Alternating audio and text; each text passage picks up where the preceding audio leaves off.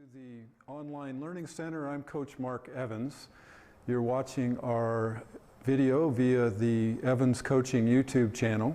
We have nearly 3,000 subscribers here as of March of 2012, and we're very happy about that, of course.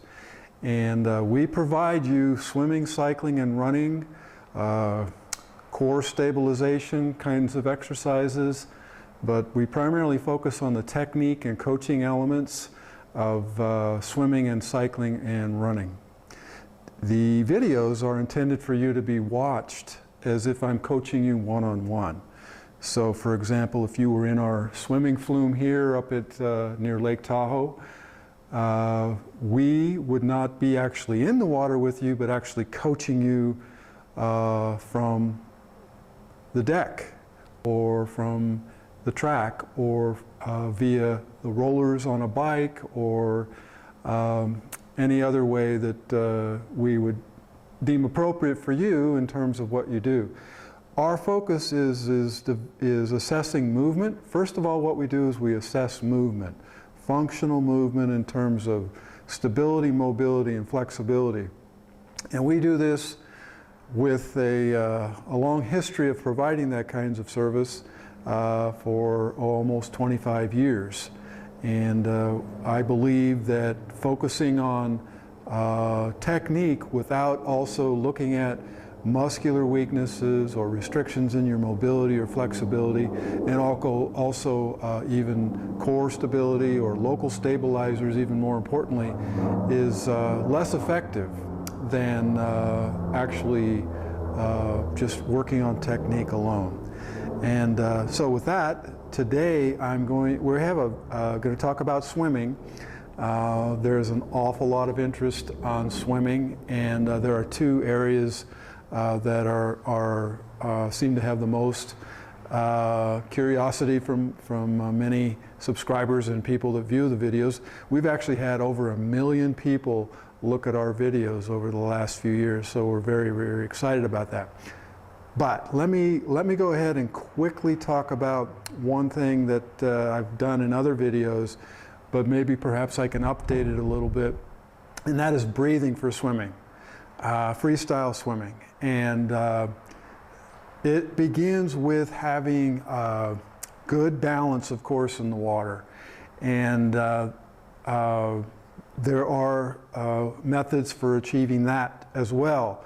And a lot of it has to do with how you hold your head, which is very important in terms of your balance.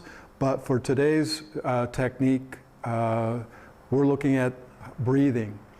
And the first thing that you want to do, and I like to have you think in terms of body lines. So if your nose and your sternum or the center of your chest are aligned, when you take a breath, you're going to rotate the chin and the nose and the sternum are all going to be in alignment, and they're going to come to the side to breathe.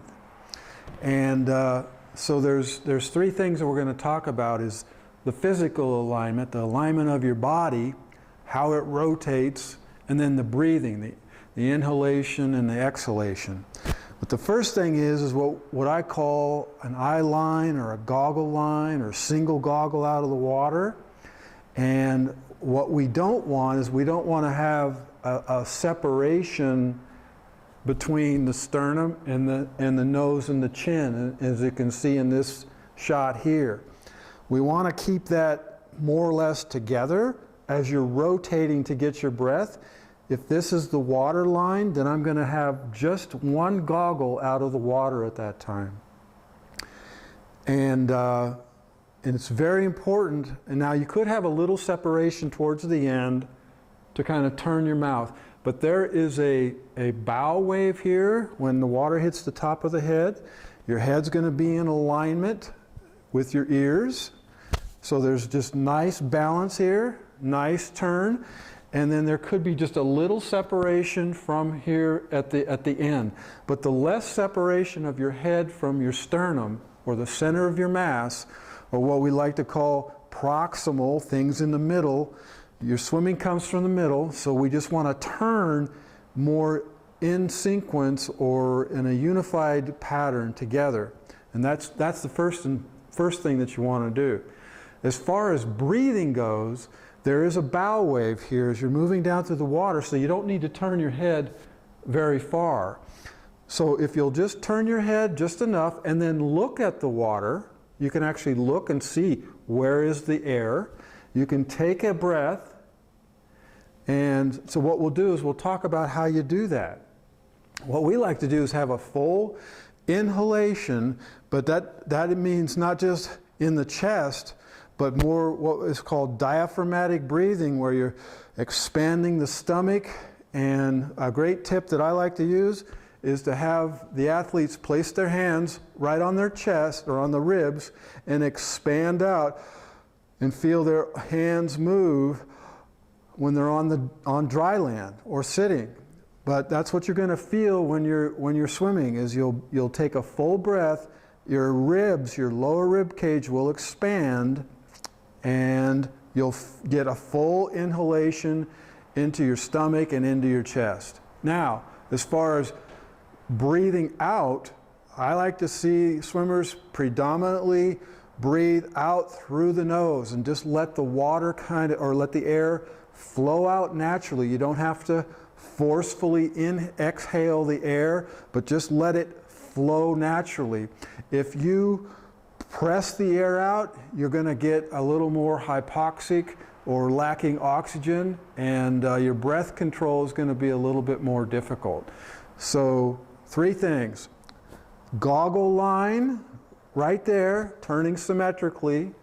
Inhale fully, take a full breath, expand those lower ribs, and then exhale through the nose, and you should be able to have a lot better success with your breathing and the tempo that is associated with breathing and swimming. You know, I'm Mark Evans, and we appreciate you visiting the Evans Coaching channel. We also have a Facebook page for Mark Evans Coaching, and we are regularly putting up swimming workouts, cycling workouts, running workouts, core stability kinds of training information all the time. So we'd like it if you'd like our page there too. So until next time, take care and best of luck.